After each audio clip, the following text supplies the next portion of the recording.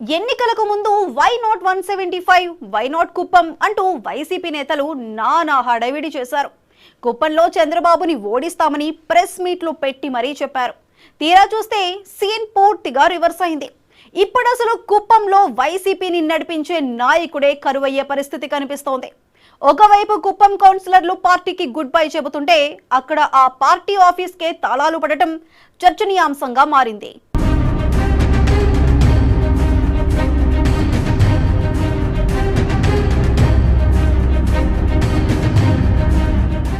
కుప్పంలోనూ YCP అభ్యర్థి విజయం సాధించబోతున్నారంటూ press మీట్లు పెట్టి మరీ వైసీపీ నేతలు ఢంకా బజాయించారు.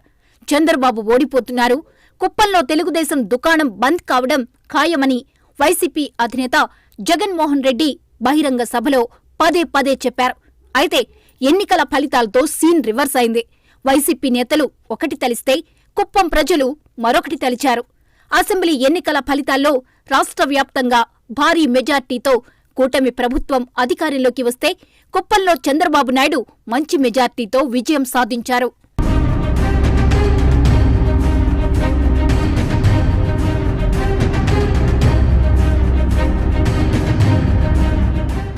ఇక్కడ సీన్ కట్ చేస్తే ఇప్పుడు కుప్పం నియోజకవర్గ వైసీపీ ఆఫీస్ బంద్ అయింది.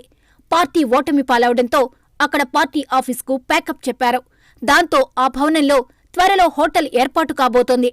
ఇందుకు సంబంధించి అక్కడ ఫ్లెక్సీలు కూడా ఏర్పాటు చేశారు. మరోవైపు చంద్రబాబు మీద పోటీ చేసిన ఎమ్మెల్సీ భరత్ అధికారం కోల్పోయిన నాటి నుంచి నియోజకవర్గంలో కార్యకర్తలకు అందుబాటులో లేకుండా పోయారు. కుప్పంలో చంద్రబాబును కాదని నిలబడటం కష్టమని ఆయనకు స్పష్టత రావడంతో నియోజకవర్గానికి దూరంగా ఉంటున్నట్లు తెలుస్తోంది.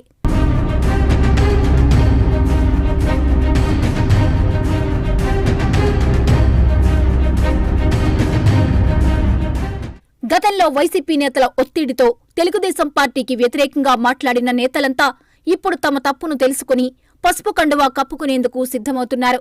తాజాగా ఎమ్మెల్సీ కంచర్ల శ్రీకాంత్ ఆధ్వర్యంలో చంద్రబాబు సమక్షంలో కుప్పం వైసీపీ నేతలు తెలుగుదేశం తీర్థం పుచ్చుకున్నారు. కుప్పం మున్సిపాలిటీకి చెందిన 5 కౌన్సిలర్లు, 15 మంది ఎంపీటీసీలు వైసీపీని వీడి సైకిల్ ఎక్కేశారు. సీఎం చంద్రబాబుతోనే నియోజకవర్గంలో అభివృద్ధి సాధ్యమవుతుందని వారు చెబుతున్నారు. ప్రస్తుతం నియోజకవర్గంలో వైసీపీ కార్యాలయం మూతపడగా రాబోయే రోజుల్లో నియోజకవర్గంలో వైఎస్సార్ కాంగ్రెస్ పార్టీనే ఉండదని తెలుగుదేశం నేతలు చెబుతున్నారు.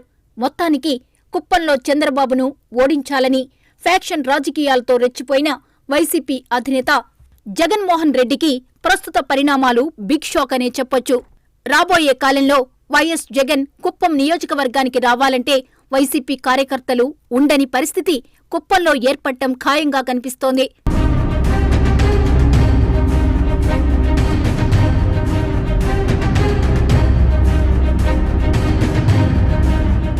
కుప్పం నియోజకవర్గంలో చంద్రబాబు 7 దఫాలుగా వరుసగా విజయం సాధిస్తూ వచ్చారు. వైఎస్సార్ సీఎంగా ఉన్న సమయంలోనూ కుప్పంలో చంద్రబాబును ఢీకొట్టేందుకు సాహసం చేయలేదు. కానీ 2019 ఎన్నికల్లో వైసీపీ అధికారంలోకి వచ్చిన తర్వాత వైఎస్ జగన్మోహన్ రెడ్డి కుప్పంపై దృష్టి పెట్టారు. చంద్రబాబును 2024 ఎన్నికల్లో ఓడించే బాధ్యతను మాజీ మంత్రి పెద్దిరెడ్డి రామచంద్రారెడ్డికి అప్పగించారు. దాంతో పెద్దిరెడ్డి నియోజకవర్గంలో ఫ్యాక్షన్ రాజకీయాలకు తెరలేపారన్న ఆరోపణలు వినిపించాయి. పెద్దిరెడ్డి మంత్రిగా ఉన్న సమయంలో జరిగిన మైనింగ్ అవకతవకలపై విచారణ జరుగుతుందని ఎమ్మెల్సీ శ్రీకాంత్ చెబుతున్నారు. 5 సంవత్సరాలుగా ఒక వెలుగు వెలిగిన కుప్పం వైసీపీ ఆఫీస్ హోటల్గా మారింది.